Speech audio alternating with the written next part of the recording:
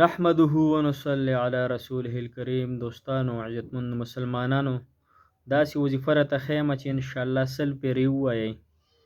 انشاءالله الله تعالی به ستاسو د 50 کالو ګناهونه معاف کړي.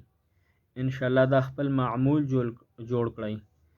انسان نه ډېر زیات ګناهونه کېږي، د فتنې زمانه ده، نو داسې وظیفه ده انشاءالله مختصره، وخت پرې ډېر کم لګي او انشاءالله فایده به یې د دواړو جهانونو ډېره زیاته وي.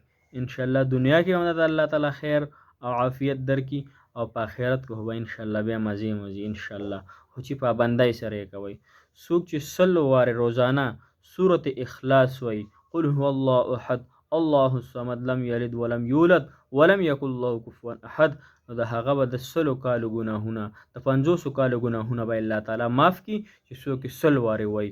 نو دا وظیفه خپله کوي او انشاءالله الله تعالی به زما او ستاسو ګناهونه انشاءالله تعالی الله تعالی معاف کړي. الله تعالی دې ما او تاسو ته په دې مختصره وظیفه باندې د عمل کولو توفیق را نصیب کړي. جزاک الله.